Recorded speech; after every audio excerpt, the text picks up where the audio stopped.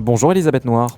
Bonjour Nicolas. Le directeur de cabinet du Haut-Commissaire quitte le territoire aujourd'hui. Julien Paillère qui est votre invité.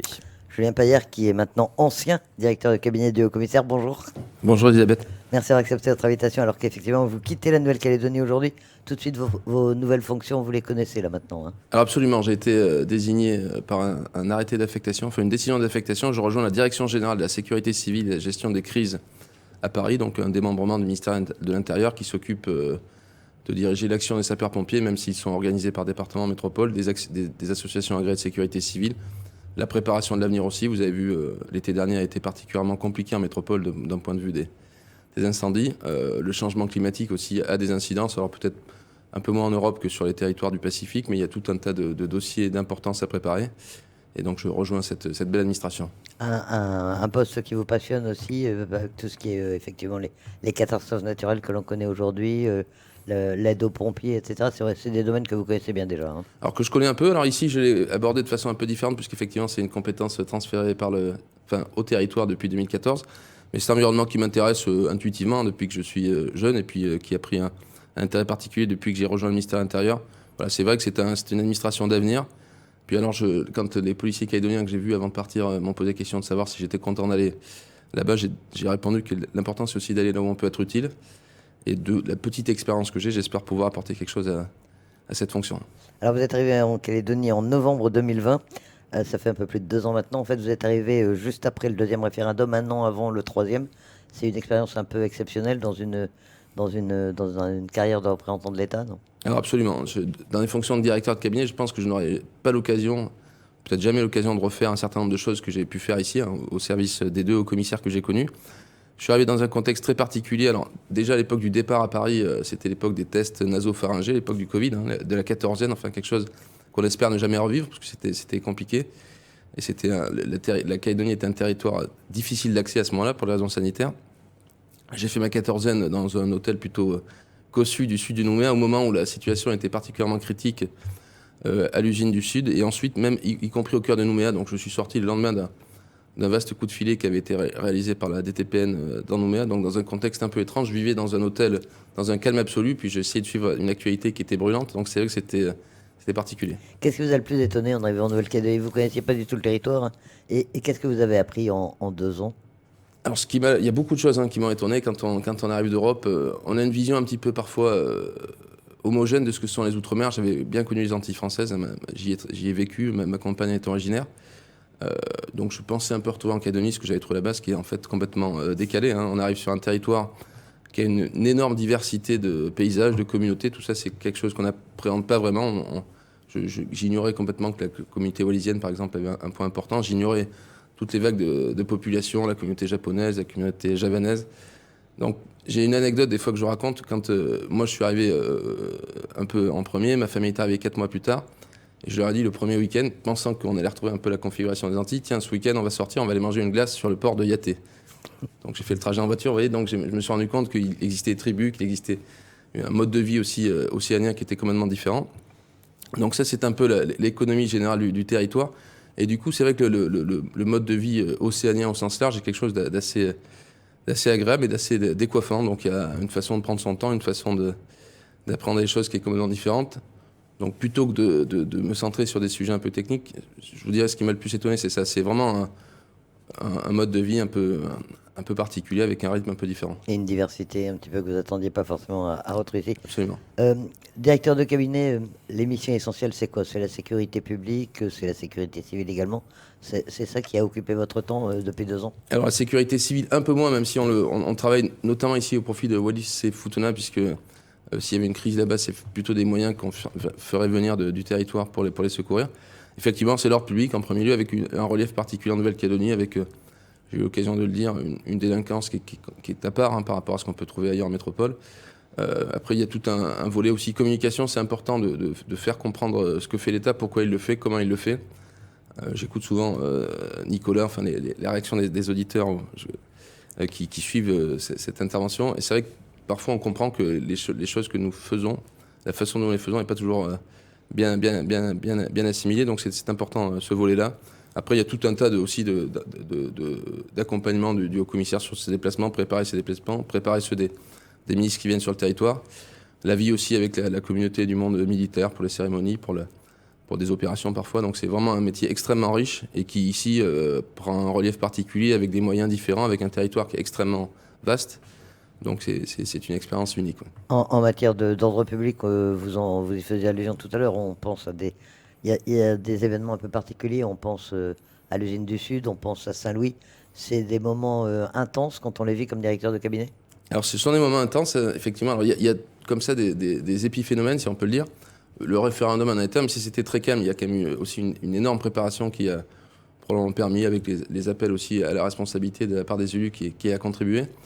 Néanmoins, il y a aussi un réflexe typiquement qu'on trouve souvent outre-mer, la contestation se fait souvent dans la rue, se fait souvent par des blocages, etc. C'est des choses dont on a un petit peu perdu l'habitude en métropole, donc il faut réintégrer ce logiciel du rapport de force dans le dialogue, avec parfois sur des sujets dont l'État n'est plus le comptable en politique, donc c'est parfois difficile de devoir demander à des gens de partir d'un lieu qu'ils occupent en leur proposant aucune solution, puisque les solutions ne sont pas à notre main. Après, c'est vrai, il y a le sujet de la délinquance un peu plus quotidienne, vous avez évoqué la tribu de Saint-Louis, qui est un environnement particulier. Vous savez que depuis des mois, on a déployé un dispositif qui a permis de limiter assez fortement les faits de caillassage. Pour autant, la vigilance reste de mise. C'est aussi un environnement de vie qui n'est pas forcément propice. Il y a des gens qui souhaiteraient probablement vivre beaucoup plus paisiblement dans la tribu et qui sont excédés par les incivilités, les exactions que commettent certains jeunes qui sont difficiles à contrôler. Donc voilà, c'est vrai que c'est un panorama un peu différent. Avec une délinquance, je vais repartir en région parisienne, je sais que je retrouverai des choses, notamment sur le trafic de stupéfiants, alors que ce ne sera plus mon cœur de métier, mais je regarderai ça avec un intérêt particulier, qui sont des choses complètement organisées, complètement différemment. Pour autant, il n'y a pas de délinquance plus acceptable que d'autres, donc on peut comprendre aussi que les Calédoniens soient en quête de sécurité. Vous comprenez ça? Parce qu'effectivement, il y a toujours en permanence en Calédonie ce sentiment d'insécurité, cette impression que l'ordre public n'est pas forcément assuré autant qu'il le devrait. Vous comprenez ce sentiment, même si vous avez vécu ailleurs et que vous savez que ça peut être bien pire ailleurs?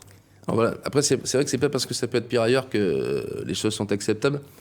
Pour autant, je redis, et je remercie d'ailleurs, j'en profite, l'investissement des forces de sécurité, le général Mathéos et le commissaire général Cavier.